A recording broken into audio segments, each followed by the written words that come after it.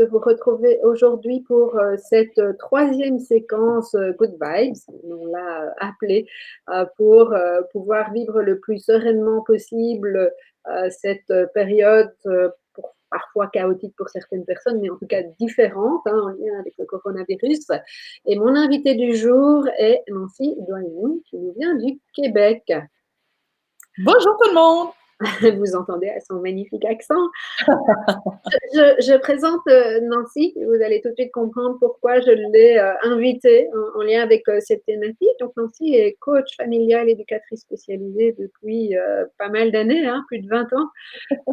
Présidente et fondatrice de SOS Nancy, l'école de coaching familial et l'Institut de coaching.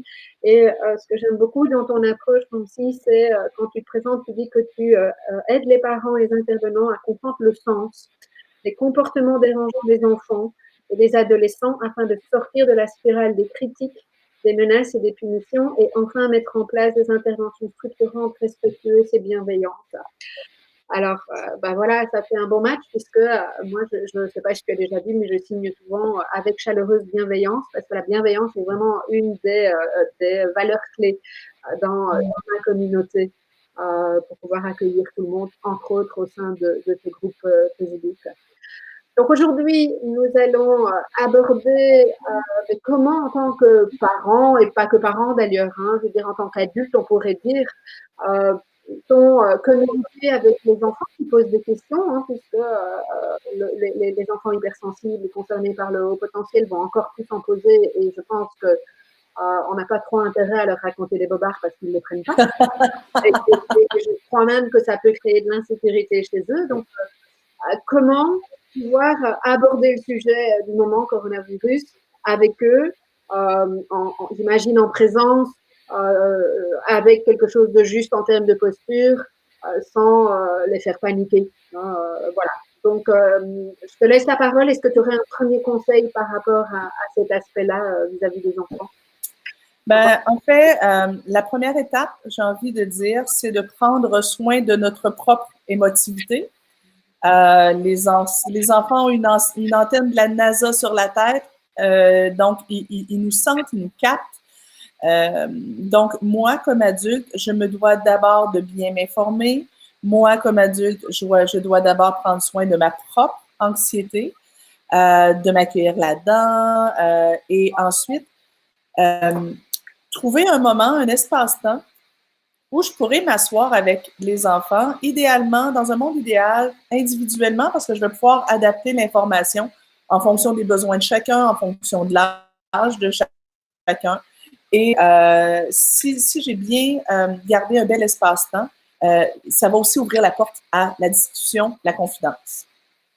Donc, moi, comme adulte, je me dois de me conduire comme un bon chef de meute.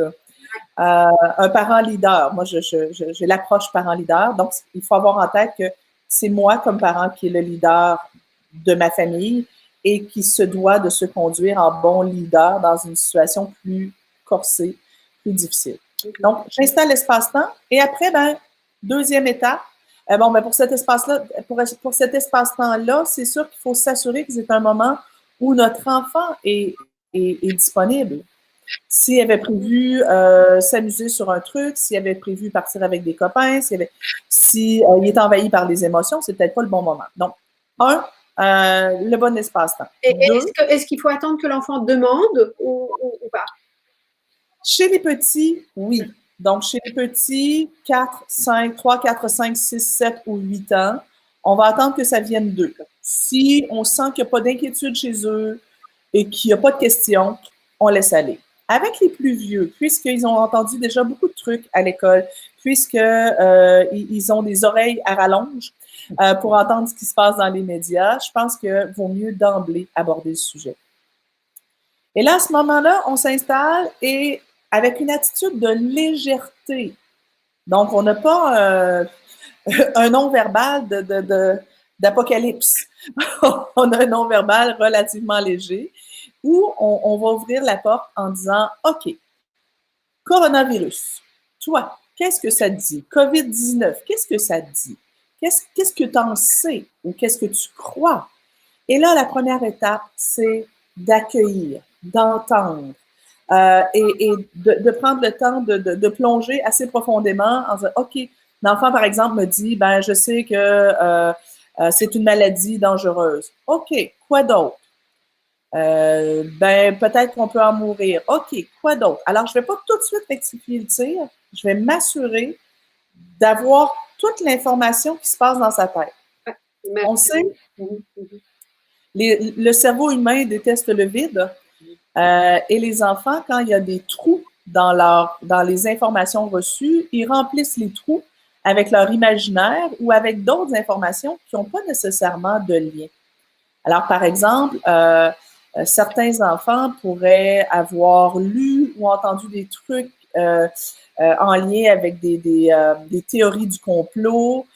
Certains pourraient avoir des propos qui sont racistes, de dire, bon, ben, c'est les méchants Chinois. Certains pourraient au contraire complètement banaliser, dire, ben, c'est pas grave, c'est juste un rhume. Et donc, et certains même vont avoir rempli avec des trucs complètement farfelus sortis de leur imaginaire. Donc, je m'assure d'aller chercher tout ça. Donc, l'information. Ensuite, je vais aller chercher l'émotif. Ouais. Et toi, comment tu te sens là-dedans? Est-ce qu'il y a des trucs qui t'inquiètent? Qu'est-ce que tu en penses? Toi, les prochaines semaines, comment tu espères que ça se passe? Etc. Et après, une fois que j'aurai fini d'entendre, là, je pourrais venir rectifier le tir et donner de l'information. Alors, un, j'ai trouvé mon espace-temps. Deux, j'ai écouté. Je vais accueillir aussi les émotions, dans mon étape 2, accueillir avec empathie, accueillir en validant les informations, en validant l'émotion plutôt. Si mon enfant me dit qu'il est inquiet, je ne vais pas lui dire « Mais non, tu ne dois pas t'inquiéter ». Je vais lui dire « OK, oui, ça t'inquiète. Oui, je crois que ça inquiète beaucoup de monde. Ouais. Si moi-même, ça m'inquiète, je pourrais le nommer. Je pourrais dire « Ben oui, moi aussi, ça m'inquiète un peu. » Si je ne suis pas inquiète, je pourrais lui dire, ben, tu vois, moi, ça ne m'inquiète pas, mais je sais que ça inquiète beaucoup de gens. Donc, j'accueille, je reçois. Étape 3, là, j'arriverai à la partie plus informative, où on va rectifier des informations en disant, ben, tu sais, tout à l'heure, tu me disais que ça vient des Chinois, c'est la faute des Chinois, ben, c'est vrai que ça vient de la Chine, mais ce n'est pas forcément leur faute, etc. Donc, je peux venir rectifier l'information et après ça, donner de l'information complémentaire. Alors, je pourrais même demander à l'enfant, toi, qu'est-ce que tu aimerais savoir? Moi, je pense que c'est intéressant comme information de dire aux enfants, bien, viens avec moi, on va aller voir sur Internet quels sont les symptômes. C'est quoi la différence entre le coronavirus et une grippe? Quelle est la différence entre le coronavirus et un rhume? Donc, on peut aller voir l'information donc, sur les symptômes. Et, ben, tu sais, oui, c'est ce matin, mais est-ce que ça veut dire que tu as le coronavirus? Pas forcément. On tousse tous, oui. On tousse tous. Ça nous arrive tous de tousser à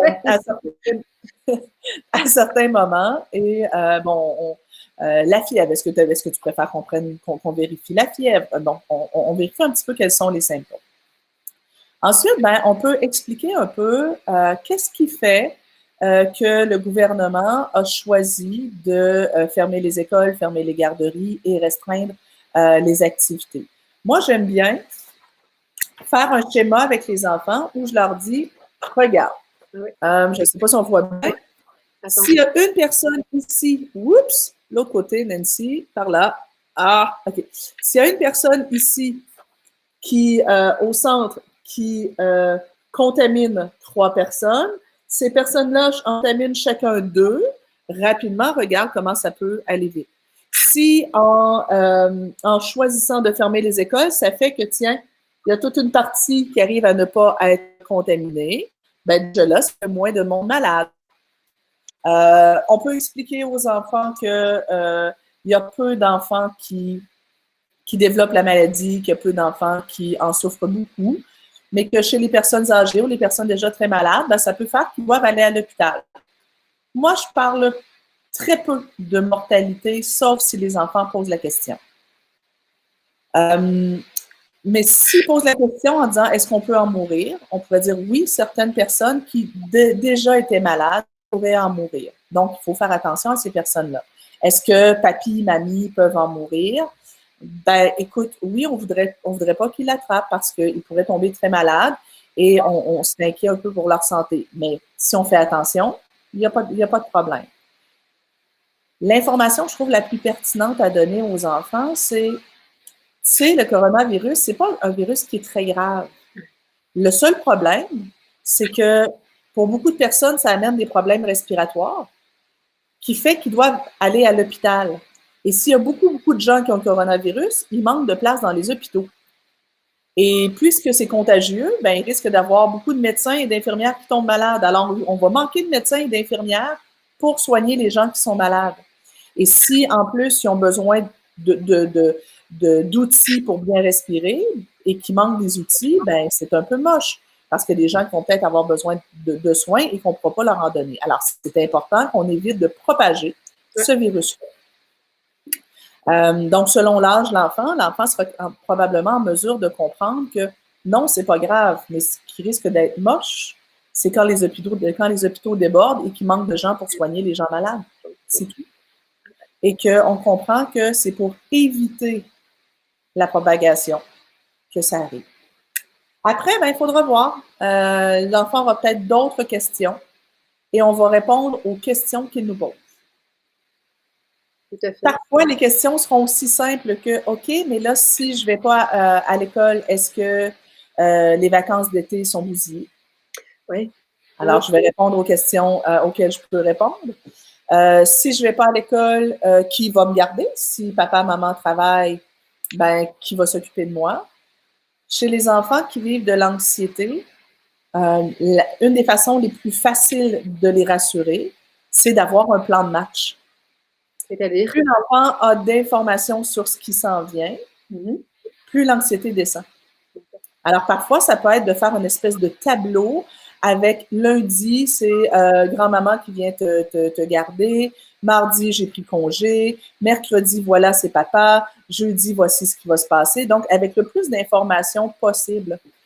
Et un des éléments aussi qui permet de baisser l'anxiété, c'est quand on donne du pouvoir aux enfants, du contrôle. Alors, on pourrait, par exemple, leur dire, écoute, mercredi, tu seras avec papa. Qu'est-ce que tu choisis? Est-ce que tu préfères prévoir un bricolage ou est-ce que tu préfères passer une journée pyjama à la maison? Donc, plus les enfants auront de choix et de pouvoir, souvent, plus ça va les aider à avoir l'impression qu'ils ont un peu de contrôle sur ce qui se passe. Et est-ce qu'il y a des activités en particulier? Parce qu'il y a beaucoup de pays, c'est le cas. C'est l'autre élément. Ah, pardon? L'autre élément, je dis ça, c'est l'autre élément. Une fois qu'on a pris le temps de donner beaucoup d'informations aux enfants, de répondre aux questions, ben, il faut s'organiser. Oh oui. Sinon, le stress ambiant plus l'absence de plan de match, ça risque de désorganiser un peu tout le monde. Okay. Alors moi, je vous encourage vraiment à prévoir dès le départ quelle sera la routine, prévoir une routine. C'est la routine particulière, mais c'est une routine quand même. Est-ce que je te laisse te lever à midi ou est-ce que tu dois te lever à 8 heures le matin? Quelle sera l'heure de lever? Quelle sera l'heure de coucher? Moi, j'aime bien dire aux enfants, tu sais, c'est un congé, ce ne sont pas des vacances. Alors moi, je ne vais pas te servir de géo, je ne vais pas te servir d'amuseur public. Et bien, puisque c'est un congé et non des vacances, il y aura des tâches à faire. Pendant ces 2 semaines-là, plusieurs écoles envoient des travaux scolaires à faire. Alors, on va prévoir dans la routine à quel moment de la journée les travaux scolaires seront faits.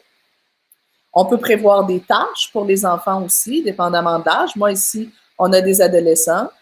C'est pas vrai qu'ils vont passer toute la semaine devant la télé, alors que mon mari et moi, on va travailler comme des dingues. Alors, c'est sûr qu'ils ont des tâches de prévues. Et là, ben, à quel moment est-ce que tu feras ces tâches-là?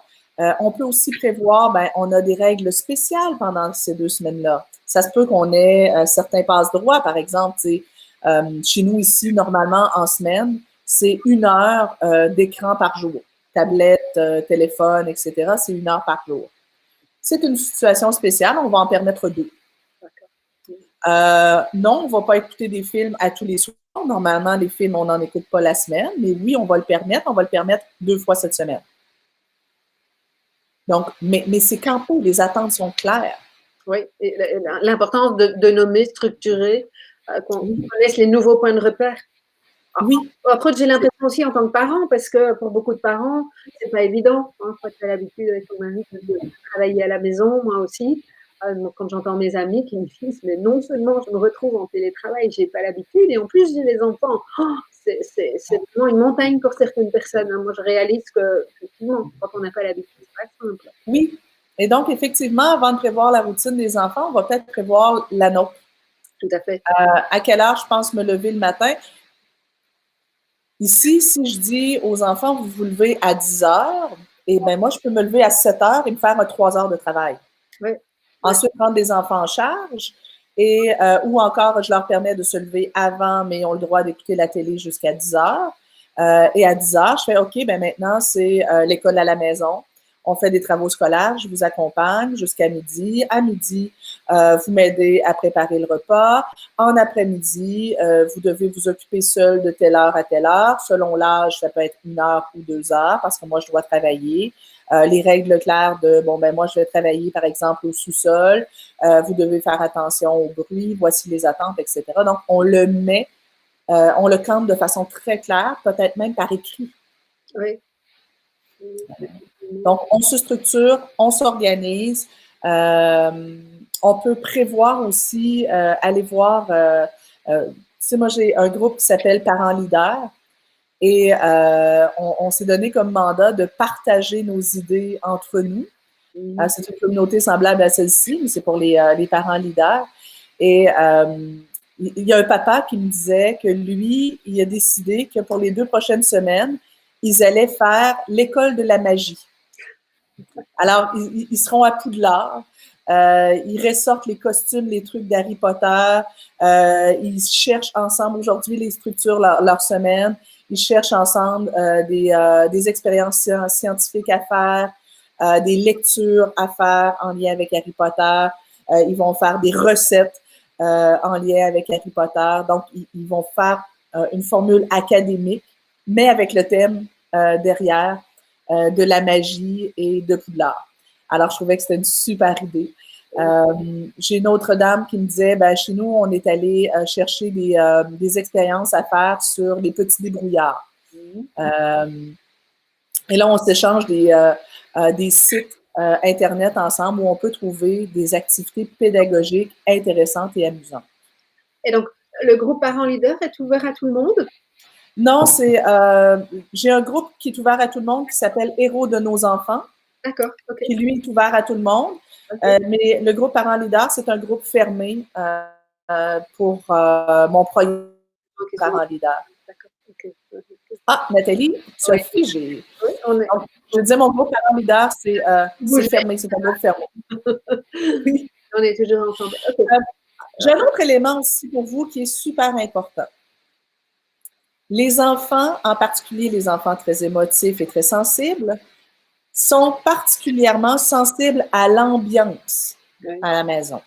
Les enfants se fient sur les adultes et le climat ressenti pour voir est-ce que c'est dangereux ou pas. Alors, en tout début, je vous disais attention à votre attitude, à votre propre stress, mais après, comme leader à la maison, c'est votre travail de créer une ambiance agréable. On ferme la télé, on arrête d'écouter en boucle les infos. Ici au Québec, notre premier ministre fait un point de presse à tous les jours. Oui. Ça se peut qu'on choisisse de l'écouter à tous les jours, c'est correct. Mais après, on ferme la télé. Et avant, on ferme la télé.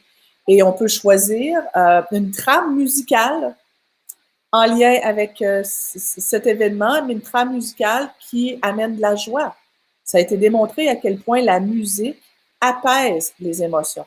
Donc, on peut se choisir et se bâtir une playlist rayon de soleil qui va nous permettre pendant ces 2 semaines-là, ou ces 2 ou 3 ou 4 semaines-là, on ne sait pas combien de temps ça va durer, mais pendant cette situation-là, de créer une ambiance. Je ne sais pas si tu as déjà vu, Nathalie, le film La vie est belle, La vita est bella. Non, je n'ai pas vu ce film, non. C'est l'histoire d'un papa qui avait été enfermé par les nazis avec son fils dans un camp de concentration et qui, pendant toute la durée du film, s'organise pour faire croire à son garçon qu'ils sont dans un camp de vacances. Et tourne un peu tout à la blague. C'est ce qui a permis à cet enfant-là de vivre cette situation d'horreur-là de façon beaucoup moins dramatique. Traumatisante que les autres. Alors, c'est notre rôle comme parents de voir comment on va créer une ambiance d'apocalypse ou créer une ambiance plus joviale. Mais tu vois, ici, moi, j'ai des ados et on tourne un peu les trucs à la blague en justement jouant à l'apocalypse. Oui. La fille a trouvé une application pour s'entraîner sur trame de fond d'apocalypse de zombies et on en fait des blagues. Mais bon, il y a des enfants pour qui ce ne serait pas opportun. Si mes enfants avaient 7 ans, je ne pourrais pas le faire, mais comment est-ce qu'on va créer un climat, une atmosphère qui sera agréable? En fonction de ce qui a été présent à la maison avant, parce qu'on ne peut pas changer non plus radicalement, hein, on doit rester sur des points de repère aussi dans des périodes, Oui. je pense. Hein, oui. Mais j'aime bien l'idée de danser. Moi, si je peux témoigner avec mes beaux enfants qui sont grands maintenant, mais quand ils étaient adolescents, régulièrement, j'ai utilisé la musique et on se mettait tous ensemble. Tu sais, au moment où il y a des trucs, au moment de l'adolescence, entre autres, moi, où il y avait des tensions, etc., un petit coup de musique et pouf, ça redescend. Et puis ça laisse de l'espace pour parler si nécessaire. Et puis parce que avec ou sans enfant, la musique aussi, c'est prouvé scientifiquement, on remonte les vibrations. Enfin, ça dépend de ce que tu prends comme musique, tu me diras, mais il y a aussi la musique good vibes. Hein, donc, c'est aussi important, je pense. Ouais, donc une ambiance musicale. On peut, tu vois, ici aujourd'hui, il fait très, très beau. Ben, on a choisi d'aller se faire un feu dehors, d'aller marcher, profiter du beau temps. Donc, on peut aussi créer se servir de ça comme opportunité pour créer quelque chose qui est un peu un événement. Cette semaine, jeudi soir, avec les jeunes, on s'est fait une soirée où on a joué aux cartes. On s'est fait une popote spéciale, un repas spécial, et en fait, ensuite, on a joué aux cartes avec de la musique, des chandelles, on s'est créé une ambiance, et ça a détendu l'atmosphère, et à quelque part, cette période-là va peut-être nous permettre de créer des souvenirs qui ne seront pas que des souvenirs désagréables. Et quand dans 10 ans, nos enfants nous reparleront de l'épisode de la pandémie, ben peut-être qu'ils vont sourire plutôt que de se rappeler juste la part qu'ils ont eue. Oui, je partage ton avis. Je pense aussi que c'est un beau moyen, enfin, un moyen qu'on n'a pas choisi une fois de plus, mais c'est un moment où on peut recréer du lien, je crois. Dans certaines familles où on court beaucoup. Je ne t'entends pas très bien. On est... Oh, tu m'entends là? Ouais. Voilà. Oui, ça... Ouais. Bon, on est toujours concentré. Qu'on peut vraiment créer du lien, qu'on n'a peut-être plus l'habitude de créer parce qu'on est dans une vie mouvementée, qu'on doit aller au boulot, etc. Et là, de manière peut-être dans un premier temps forcée, mais je pense qu'il peut y avoir un beau message et quelque chose qui peut se recréer là derrière. En tout cas, si on a envie d'y aller, parce que de toute façon, on n'a pas le choix. Donc, je pense que c'est intéressant. C'est ça, souvent, au quotidien, quand on a des périodes de vacances avec les enfants, on a tendance à surcharger les périodes de vacances et faire mille trucs avec eux. Mais là, à cause des circonstances, on n'a pas le choix d'être avec nos enfants au lieu de faire avec eux. Et si on en profitait pour, j'appelle ça, descendre de 2 étages et être plus dans notre cœur, moins dans notre tête, plus centré sur la relation plutôt que sur la fonction, être plus relationnel, moins fonctionnel. Tout à fait. Je pense que ça peut créer vraiment quelque chose. Je pense que cette période-ci nous ramène à l'essentiel. C'est comme si la planète avait dit « Stop, ça tourne trop vite. J'applique les freins et tout ralentit partout. Et vous allez réapprendre à être des humains ensemble et à prendre soin les uns des autres. » Ça peut être quelque chose de magnifique.